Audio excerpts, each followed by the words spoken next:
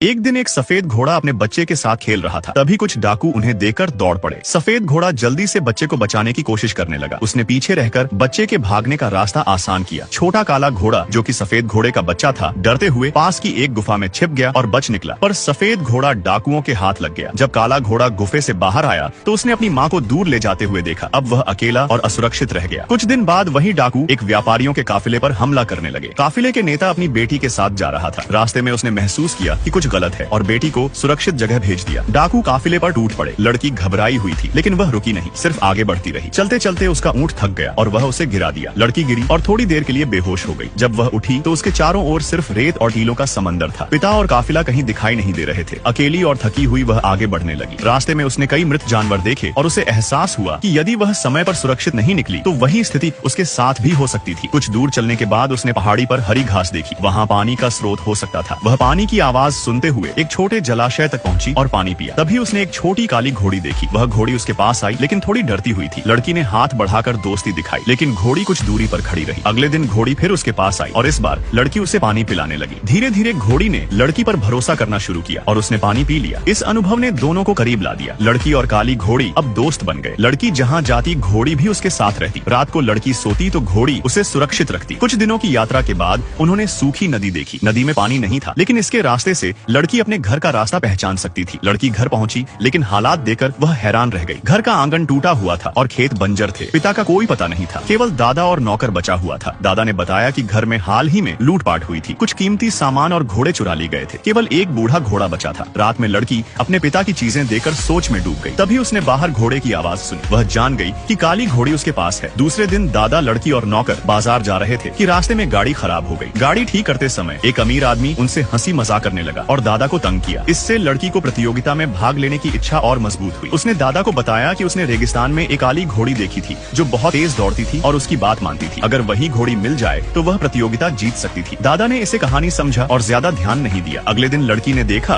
कि काली घोड़ी घर के बाहर खेल रही थी। उसने तुरंत बूढ़े घोड़े पर बैठकर उसे पकड़ने गई। कुछ पहाड़ी घाटियों के बाद वह घोड़ी तक पहुंची। दोनों फिर मिल गए और घोड़ी अब बड़ी और मजबूत हो चुकी थी। लड़की ने पहली बार उसे सवारी दी और घोड़ी ने पूरी तरह सहयोग किया। यह देखकर दादा हैरान रह गया, क्योंकि यह घोड़ी किसी आम घोड़े जैसी नहीं थी। लड़की और घोड़ी ने लगातार अभ्यास किया। आखिरकार सालाना दौड़ प्रतियोगिता शुरू हुई। वहाँ एक सफेद घोड़ी भी थी जिसे कोई नहीं काबू कर सकता था। लड़की और काली घोड़ी प्रतियोगिता में उतरे। शुरुआत में काली घोड़ी डर गई, पर लड़की ने उसे शांत किया। उन्होंने बाधाओं को पार किया, ऊंचाई चढ़ी और धीरे धीरे दूसरे घोड़ों को पीछे छोड़ते गए। अंत में काली घोड़ी ने सभी को पीछे छोड़ते हुए पहली जगह हासिल की। लड़की ने न केवल प्रतियोगिता जीती, बल्कि परिवार का गौरव भी लौटाया। काली घोड़ी की मदद से उसने अपनी माँ घोड़ी को भी पुनः पाया। ऐसे ही इंटरेस्टिंग वीडियोस के लिए लाइक करें।